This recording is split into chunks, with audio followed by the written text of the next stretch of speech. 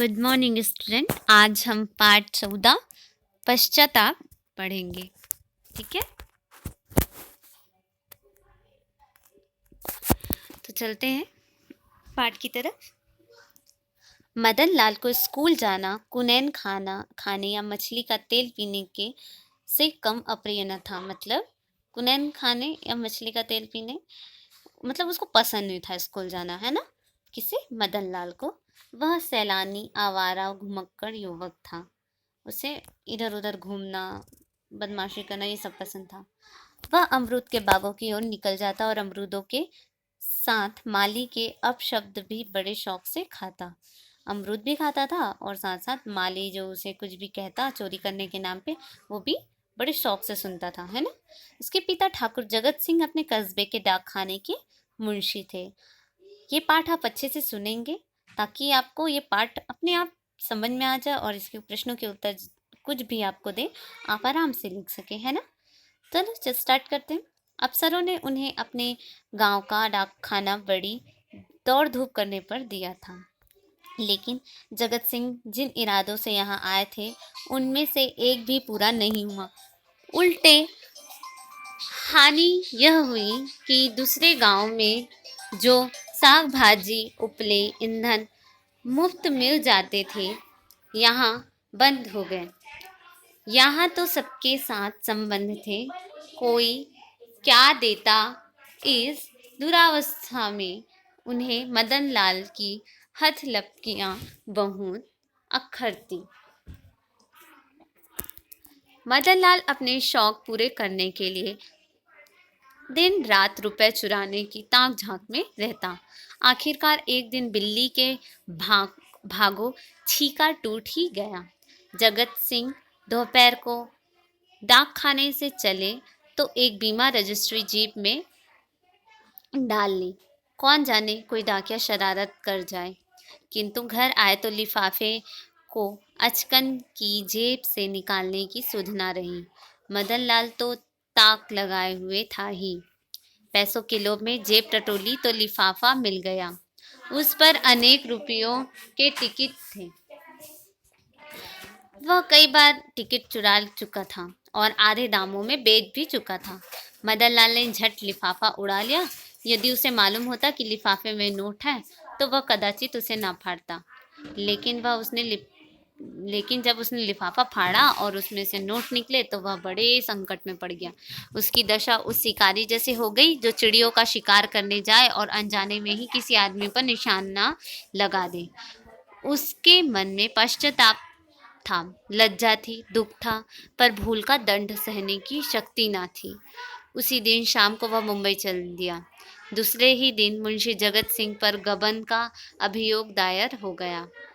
गबन मीन्स पैसे को चुरा लेने का जो सजा होती है उसे गबन कहते हैं, जो पैसा हड़प लेता है उसे। लेकिन उसके पिता ने ऐसा कुछ भी नहीं किया था। मुंबई किले के मैदान में बैंड बज रहा था और राजपूत रेजिमेंट के सुंदर सजीले जवान कवायद कर रहे थे, परेड कर रहे थे। वह कवायद खत्म हो गई तो एक छरहरे बदन का युवक कप्तान के सामने खड़ा हो गया। नायक ने पूछा, क्या नाम है? युवक ने कहा, मदन लाल। क्या चाहते हो? फौज में भर्ती होना। मरने से तो नहीं डरते? बिल्कुल नहीं, राजपूत हूँ। कप्तान ने देखा कि युवक हिम्मत का धनी जवान है तो तुरंत उसे फौज में भर्ती कर लिया। तीसरे दिन रेजिमेंट अदन को रवाना हो गई। अदन एक जगह है, मगर जो जो जहाज आगे जाता था मदन लाल का दिल पीछे रह जाता था। जब तक जमीन का किनारा नजर आ रहा था वह जहाज के डेक पर खड़ा अनुरक्त नेत्रों से उसे देखता रहा। जब भूमि तट विलीन हो गया तो उससे एक ठंडी सांस ली और मुंह ढांप कर रोने लगा। आज जीवन में पहली बार उसे प्रियजनों की याद आई। मदन लाल को अदन में रहते 3 महीने गुजर गए। भांति भांति की नवीनताओं ने कई दिनों तक उसे मुग्ध कर रखा। मतलब वो भूल गया अब सारी चीज़ों को, लेकिन पुरानी स्मृतियाँ फिर उभरने लगी। उसे स्नेहमयी माता की याद आने लगी। कई दिनों से उसे घर पत्र भेजने की भावना हो रही थी, किंतु लज्जा और ग्लानि के कारण वह टालता जाता था। आखिर एक दिन उससे रहा ना गया, उसने घर के लिए एक पत्र लिखा और अपने अपराधों के लिए क्षमा मांगी। यह पत्र लिखकर उसने डाक में छोड़ा और उसी दिन से उत्तर की प्रतीक्षा करने लगा। 1 महीना गुजर गया, लेकिन कोई जवाब नहीं आया।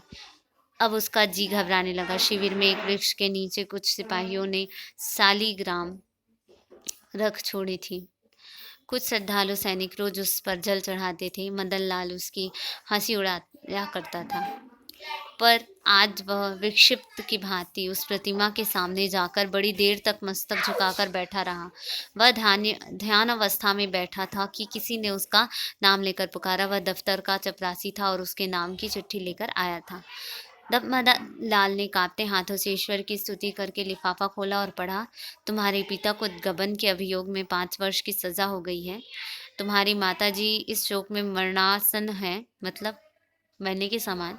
छुट्टी मिले तो घर चले आओ। मदन लाल ने उसी वक्त कप्तान के पास जाकर कहा, हुजूर मेरी माँ बीमार है, मुझे छुट्टी दे दीजिए। कप्तान ने कठोर आंखों से देखकर कहा, अभी छुट्टी नहीं मिल सकती, तो फिर इस्तीफ़ा ले लीजिए। अभी इस्तीफ़ा भी नहीं लिया जा सकता। मैं अब यहाँ एक क्षण भी नहीं रह सकता। रहना पड़ेगा, लड़ाई छिड़ गई है। तुम लोगों को 2-4 दिन में ही लाम पर जाना पड़ेगा। ऐसा कौन कहता है? कप्तान।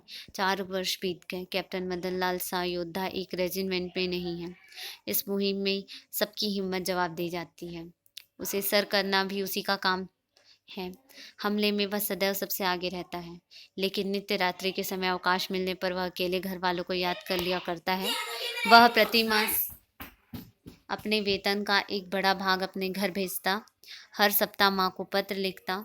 सबसे बड़ी चिंता उसे अपने पिता की रहती, जो आज उसी के दुष्कर्मों के कारण कारावास की यातना झेल रहे हैं। संध्या का समय है। नैनी जेल के द्वार पर आज भीड़ लगी हुई है।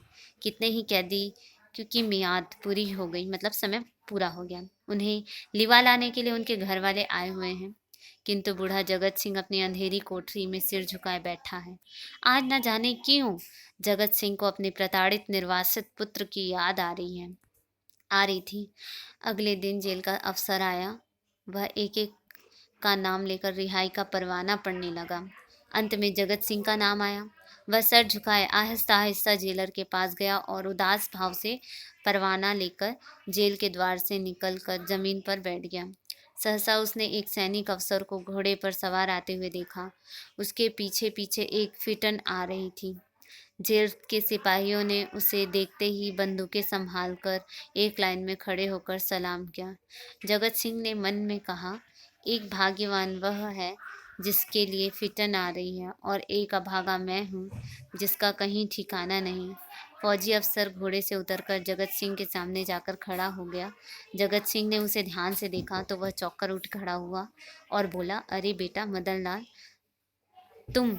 मदन लाल रोता हुआ पिता के पैरों में गिर पड़ा।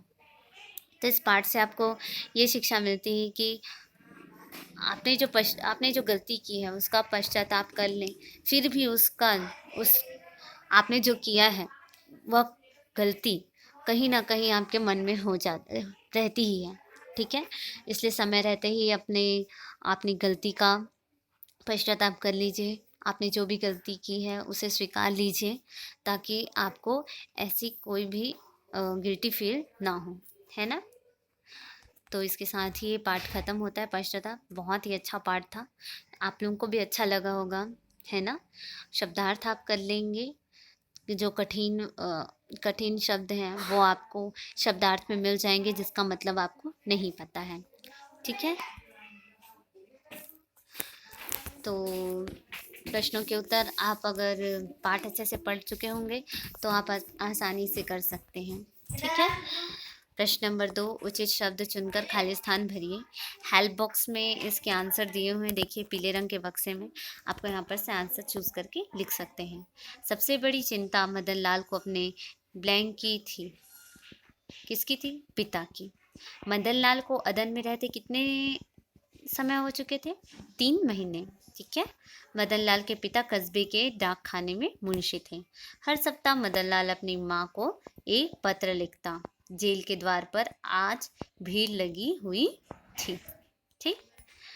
अब है किसने कहा। प्रश्न नंबर 3